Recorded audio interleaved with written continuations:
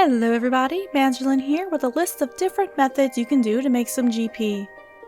These are all meant to be grinded for a decent amount of time, so I'll be showing how much you can make in 1 hour for each method. Keep in mind that all of the profits in this video are based on the GE prices at the time of making this, so they are subject to change. Let's start with some AFK methods. One option you can do is gem rock mining. There are 6 different gem rock locations you can go to, but out of all of the ones I tested, only a couple are worth it.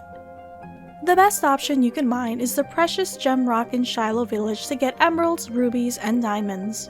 You'll need to complete the Shiloh Village quest to access the area, as well as have level 25 mining. But this method will be more profitable if you have at least 43 mining, since you'll be able to mine all the way up to diamonds. The only thing you need to bring is a gemstone bag from the dungeoneering shop so you can easily store everything you mine. A lava titan can also increase your mining rate. When your gem bag and inventory is full, you can deposit at the nearby bank at the southern end of the village. If you want to increase your rate even more, you can also use Signs of Porter to avoid bank trips. After a full hour of mining here, I gathered 386 emeralds, 204 rubies, and 156 diamonds, and this was all without doing Signs of Porter. The only cost I spent for this was 1 lava titan, so after selling everything and taking out that cost, you can make about 2 mil an hour from this method. If you can't mine from the precious gem rock, your next best option is to mine from the uncommon rocks in the Alcarid mine. The only requirement is to be at level 20 mining, but it will be most profitable at 34 mining to have access to all of the gems here. Unless you're using Signs of Porter, the best way to deposit is to teleport to a place close to a bank like Warsaw Street or Birthrope, and then use an archaeology journal to bring you to the Archaeology Guild, and then head back southwest. After mining here for an hour, I got 689 sapphires, 409 emeralds, and 265 rubies. Accounting for their prices and the cost of the titan, you can make around 1.8 mil an hour with this method. Another thing you can mine is gold ore from concentrated gold rocks. These concentrated rocks can be found in the Living Rock Cavern under the Dwarven Mine, and they can be mined with level 80 mining. Opposed to the normal gold rocks, you'll mine 5 ore at a time instead of 1. There are hostile living rock creatures in the area, but if you're in World 83, other players will likely kill them for you. For your setup, you should bring a lot of goldstone spirits to double the amount you'll get. 5 spirits will be used at once when you get 1 ore, giving you 10 gold for each mine.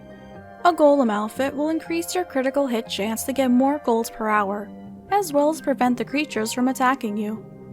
A mining cape will not help here since gold is not a core rock. Like with the gem rock mining, a lava titan will also increase your mining rate. Bring an ore box to fill up too. It'll fill up pretty fast with all the ore you mine at a time, but it still helps. To hold gold ore, it'll need to be at an adamantite level or above. So there is a pulley in the middle of the cavern where you can deposit the ore in your inventory if you're full. However, you can't deposit what's in your ore box there. To get the most ore per hour, I strongly recommend using Signs of Porter. Even with the cost of porters, you'll make far less money without using them. If you don't, your only other options would be to deposit at the pulley after every 3 hits, or go to the metal bank 1 floor up, which will make you miss out on more gold per hour. Mining for an hour with that setup got me over 4,000 gold ore. Over 2,000 gold spirits were used, and 401 charges of porters. Each goldstone spirit costs 87 coins. If you're using tier 6 porters, each charge costs about 866 coins. As of this video, gold ore sells for 537 GP each, so with the cost deducted, you can make around 1.6 mil an hour from this. Everybody always needs divine charges, so harvesting them is another good option. You need to be level 95 divination to harvest incandescent energy. And for the most efficient method, you'll need to make the Divine Nomadic Vacuum with 101 invention. You can make divine charges with lower level energy, but the lower the level of it, the more you would need to make a charge, so you would make significantly less per hour. You could also do this method without the vacuum, but this would also give you less charges per hour, because the vacuum allows you to quickly convert energy and memories into charges, and you won't have to constantly go to the rift. Aside from that, you'll want to equip a full set of the divination outfit for a chance of gaining double the energy. A divination skill cape can also be useful because it'll make the wisp stay for a fixed 30 seconds. An energy gathering scrimshaw will give you a 15% chance to gather double the divine energy. You could also bring a Nightmare Muspa summon to grant a 5% chance to harvest 4 times the energy, but that's not necessary. Make sure your vacuum is full of empty charges, and it's configured to siphon both energy and memories. It can hold up to 100 charges, but you can bring more empty charges in your inventory if you're staying for a longer period of time. After an hour, I created 46 full divine charges. I didn't use the scrimshaw, so the number could be higher than this as well. I won't account for the price it takes to make the vacuum because that's a one-time cost. Even though you can make empty charges, they are valued at 18,000 in the GE. So taking out that cost, divine charges can give you around 3.2 mil an hour. Fighting Chaos Druids in the Edgeville Resource Dungeon can give you a lot of different herbs that you can sell. All you need is level 10 Dungeoneering to enter. To make this method effective, you'll need an upgraded herb bag. You can get the unupgraded and the upgraded version from Herbie Werby for a total of 400 points. This is a weekly activity, so either use tokens to get it fast, or plan ahead of time to get it. If you want this to be AFK, bring an upgraded herbicide so you'll automatically pick up any herb drops. Aggression potions will also be needed to make it AFK. You can also bring macaw pouches because they'll increase your chance of getting better herb drops. Bring 2 pouches for each hour you're here. You could use their herb call scroll every minute to get a couple of random low-level herbs, but I won't be doing that. If you're staying for longer than an hour, or just have the unupgraded herb bag, bring a wilderness sword to teleport out for a quick deposit and then return. I recommend bringing range gear so you can easily attack everyone who aggros onto you. The Chaos Druids are only level 32, so you shouldn't need any food or even prayer unless you're a low level.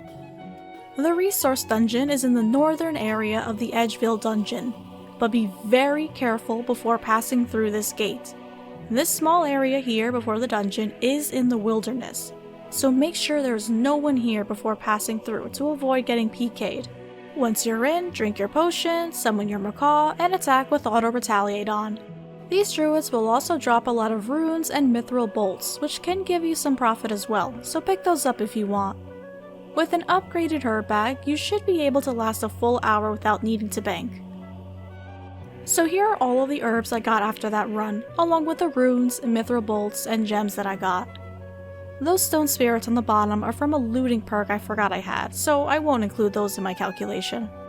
Obviously, most of the money comes from the herbs, but you still get something from the other drops.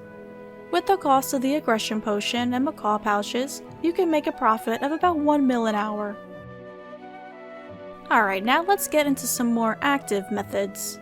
It's no secret that rune crafting can make you some good money, but specifically combination runes can be really good. I calculated the profit you would get for 1 trip for each of the 6 different combination runes, and how fast you can bank in return. The most profitable one you can make are lava runes at level 23 rune crafting.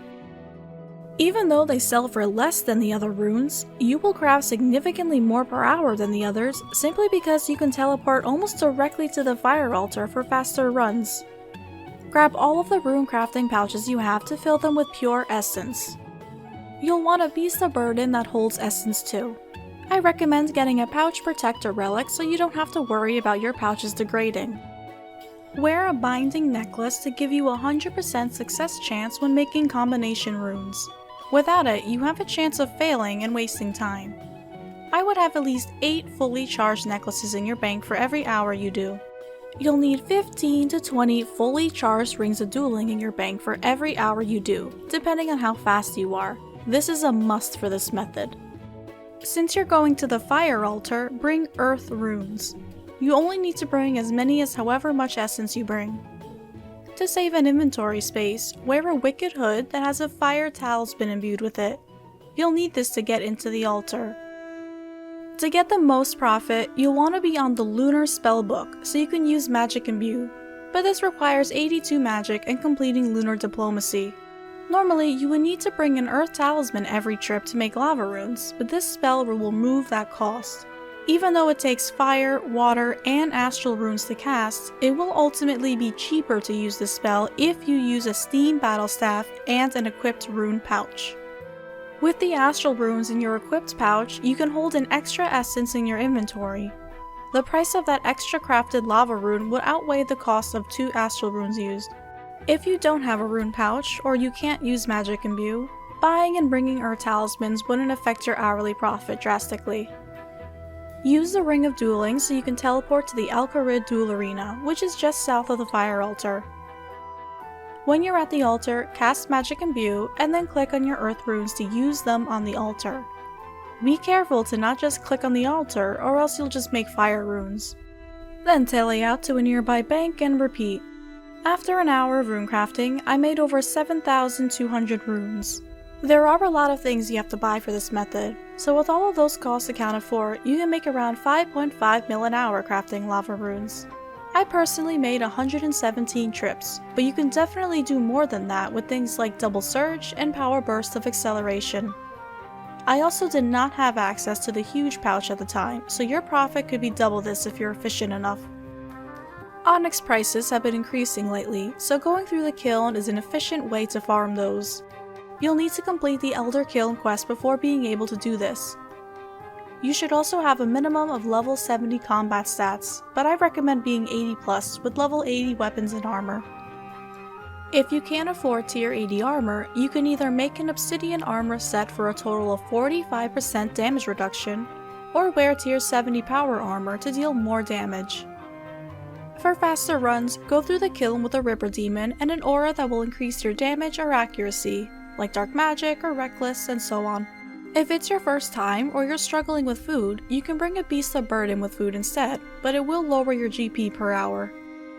If you have a charged Tokul Zo Ring, bring that too because it'll increase your damage on all kiln creatures by 10%.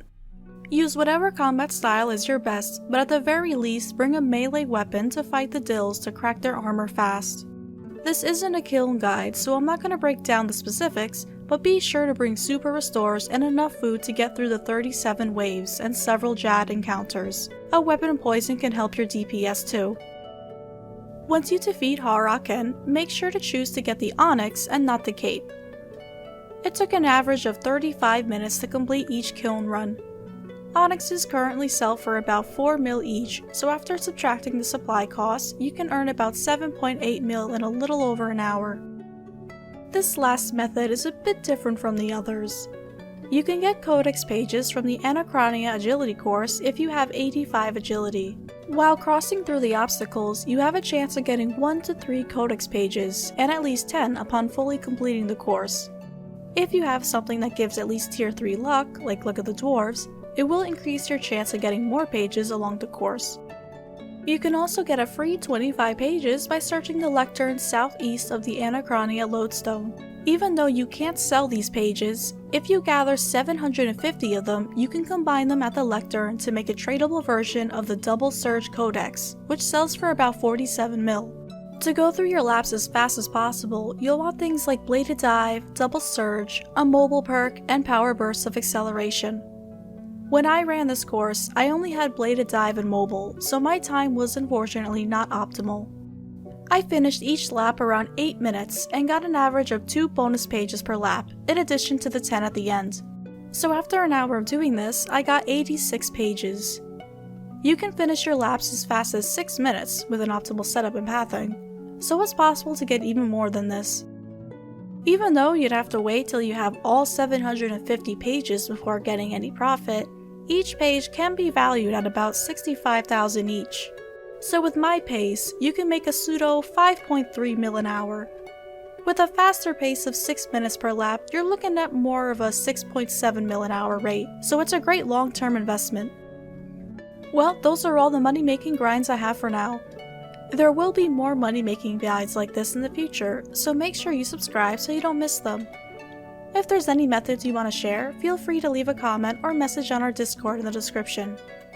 You'll also find our Patreon link there if you want to support us more directly. Thank you all for watching, and I'll see you later. Bye!